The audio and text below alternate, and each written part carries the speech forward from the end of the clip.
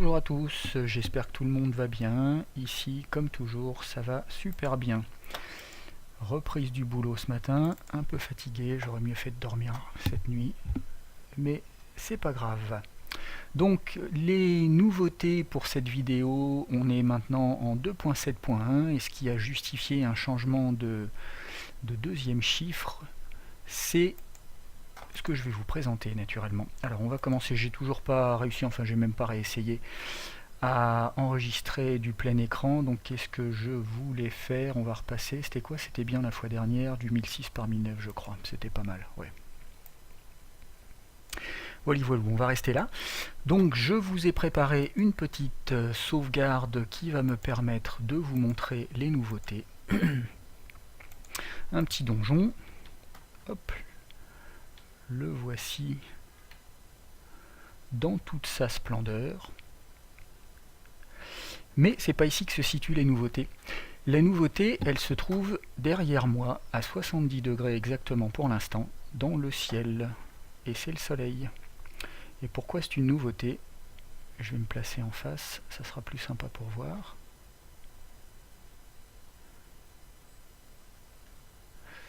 Il est là-haut. C'est une nouveauté parce que désormais... Ah tiens, avant, non, j'ai un autre truc à vous faire voir avant. C'était pas là. Le joueur, une petite nouveauté du joueur tant que j'y pense. Pour ceux qui préfèrent, j'ai implémenté, c'était très facile à faire, un petit mode 2D qui force en fait à regarder vers le bas. Donc là maintenant, je ne peux plus regarder autrement que en bas, ce qui donne un effet de dimension. Il y en a qui peuvent préférer. Alors l'intérêt, c'est que les touches Q, Z, SD disent finalement, enfin font maintenant ce qu'elles annoncent, c'est-à-dire en haut, en bas, à droite et à gauche, et même chose pour les pions qu'on peut déplacer en haut, à droite, etc. On peut évidemment monter et descendre, ça ne se voit pas, ça se voit moins bien ici, et on peut évidemment monter et descendre, qui a en 2D plutôt un effet de zoom.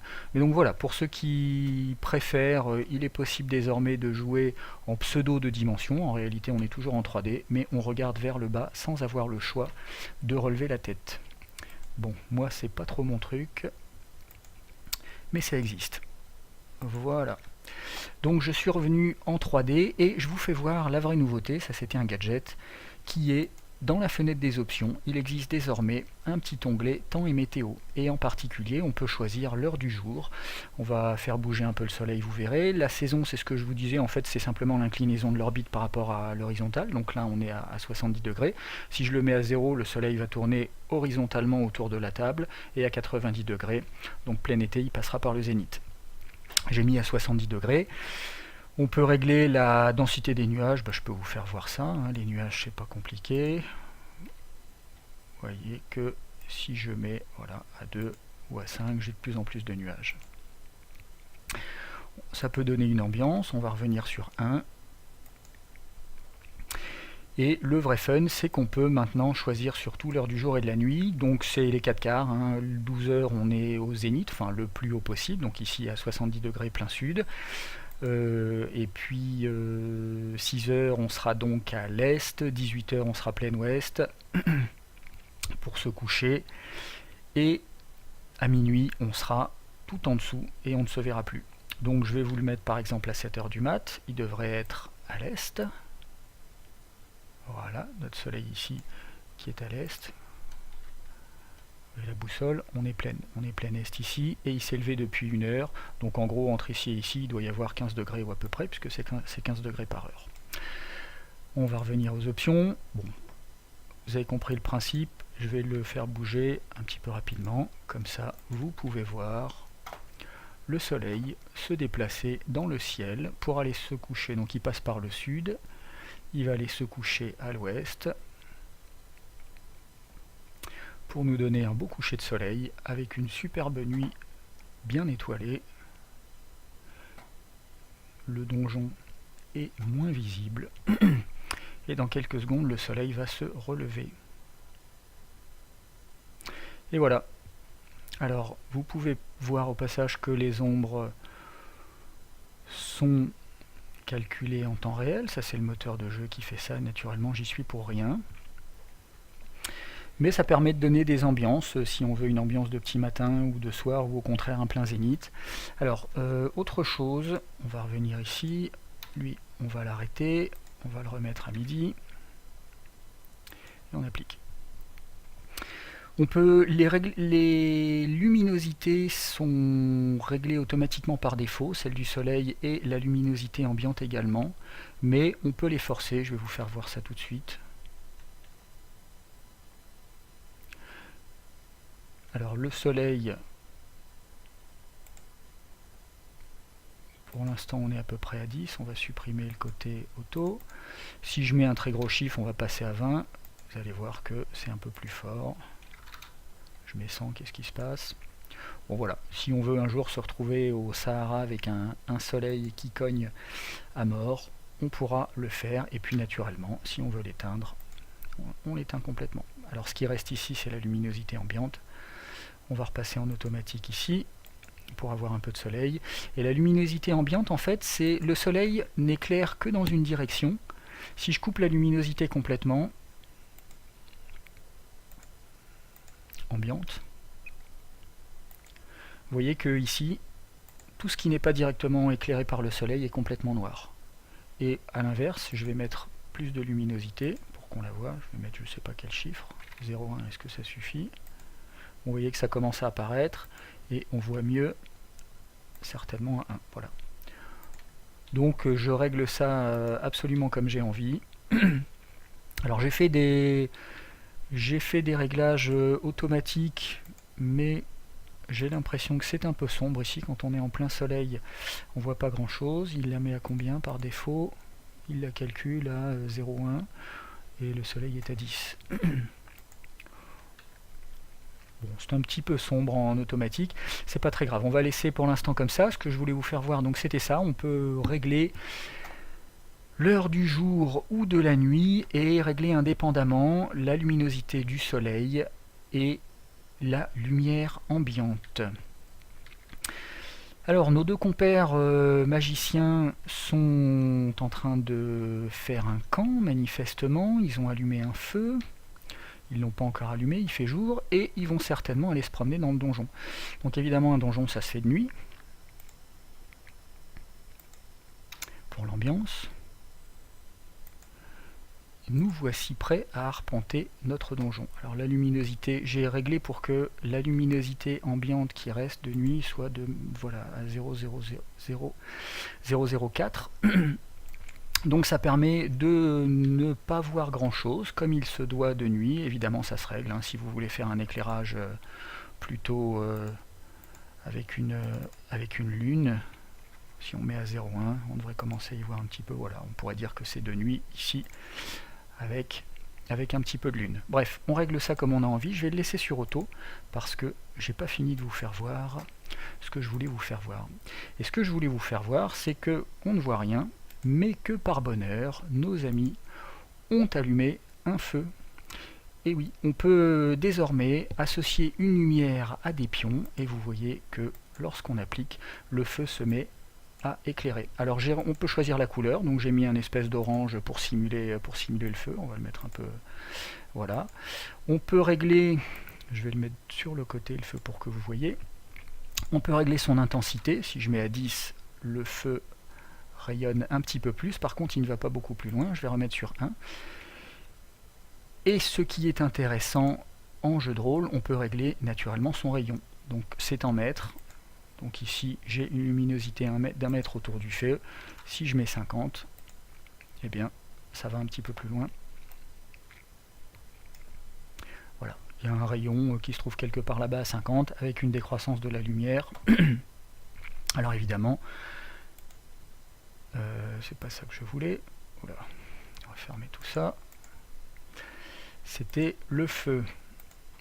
Le rayon apparaît mieux quand j'augmente. Je vais le remettre ici à 10 pour que vous voyez le rayon. Ici on ne voit pas une grosse différence. Par contre si je mets l'intensité à 50, vous allez voir que le rayon va apparaître beaucoup plus clairement. Et si je mets l'intensité à 100, voilà, il est encore plus clair. Si je le mets à 1, ce sera peut-être, si je diminue le rayon, voilà. Vous voyez ici le rayon avec une très forte intensité et un petit rayon. Le cercle se dessine nettement. Et il se dessine un petit peu moins en baissant l'intensité. Voilà.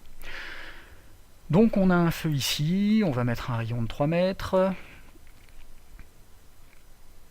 On a appliqué. Voilà. Et nos personnages sont également, comme il se doit, dotés de leur torche, ce qui va leur permettre, alors là ici j'ai mis un rayon de 100, j'ai mis une intensité de 3, ce qui va leur permettre, ainsi que le magicien, d'aller arpenter le donjon. Alors le magicien, c'est un magicien, on va le mettre en... on va lui donner une couleur un peu verdâtre, on va l'allumer. Qu'est-ce que ça dit comme couleur? C'est pas mal pour un magot ça. Un peu plus vert. Allez. Voilà. Donc chaque pion a une couleur, a une lumière de la couleur que vous choisissez. Et ils sont maintenant prêts pour aller... Oups, ils volent pas encore, c'est moi qui vole. Ils sont maintenant prêts. On va ouvrir le tour ici pour les ramener. Voilà. On va ramener le magot, la magicienne, peu importe. Elle arrive ici, voilà. Et vous voyez ce que je voulais vous faire voir. Le moteur est suffisamment costaud pour calculer des ombres superbes en temps réel, de façon assez précise, ce qui permet à notre magicienne de tomber sur son premier monstre. On va ramener le magot également, avec sa lumière verte. Voilà, voilà. Donc on peut désormais arpenter un donjon avec tous les effets de lumière que vous pouvez imaginer. On va envoyer notre magicien dans la pièce du fond ici, où il va pouvoir jouer avec les colonnes. Je le fais passer derrière pour vous faire voir les ombres. C'est mignon comme tout, et en termes de tactique pour la jouabilité, pour le jeu, ça va être tout à fait sympa. Bon, lui il est aux prises avec, je sais plus ce que j'avais mis ici. Hop. Qu'est-ce que j'avais mis comme horreur? Voilà, une espèce de bidule. Un peu zombie, un peu tout ce qu'on veut. Alors au passage, voilà, quand vous avez fait votre donjon, vous pouvez vous promener dedans. Si vous voulez vous mettre à la place des persos, j'ai la souris qui saute parce qu'elle glisse mal sur le tapis, alors ça fait des gestes un peu saccadés. Il faut que je me rachète un tapis de souris qui glisse bien, ou une souris qui glisse bien, parce que celle-ci, elle me fait que des misères. Donc, la magicienne, on va reprendre un peu de hauteur ici, et elle, on va l'envoyer également